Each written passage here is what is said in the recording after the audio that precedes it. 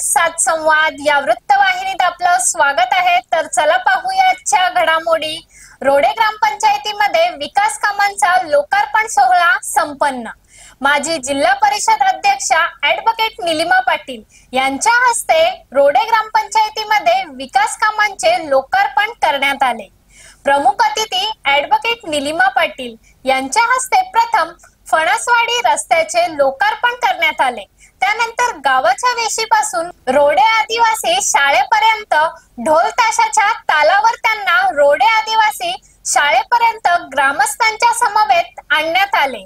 त्यानंतर रोडे आदिवासी प्राथमिक शाळेच्या इमारतीचे लोकार्पण करण्यात आले। यावेळी प्राथमिक शाळेच्या शिक्षकांकडून मान्यवरांचे शाल, श्रीफळ, गुलाब पुष्पाची कुंडी देऊन स्वागत करण्यात आले। यावेळी माजी सरपंच तथा भाजप युवा मोर्चा तालुका अध्यक्ष स्वप्नील म्हात्रे यांनी आपले मनोगत व्यक्त केले।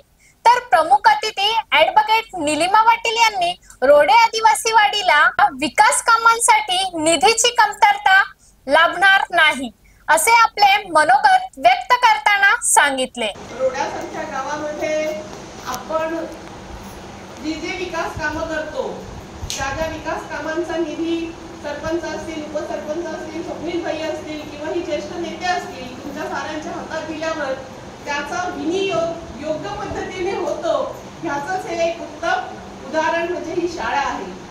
JSWच्या CSR फंडातून दिलेले तुम्हाला काही पैसे असतील 5-6 लाख असतील, पण त्या 5-6 लाखाचा उपयोग खूप चांगल्या पद्धतीने आज तुम्ही साऱ्या ग्रामस्थांनी इथे केलेला आहे।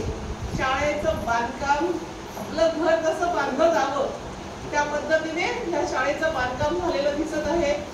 मुलं सुद्धा आनंदी आहेत, रविवार असून सुद्धा शाळेत आलेली आहेत। त्याच्यावरूनच शिक्षकांचं आणि विद्यार्थ्यांचं असलेलं प्रेम यातूनच आपल्याला दिसून येतं। यावेळी प्राथमिक शाळेच्या चिमुरड्यांनी देखील पाहुण्यांसमोर आपले भाषण कौशल्य दाखवले। तर अशाच अनेक ताज्या घडामोडी पाहण्यासाठी गरजा रायगड सात संवाद या वृत्तवाहिनीला सबस्क्राइब करून बेल आयकॉन वरती क्लिक करा। धन्यवाद।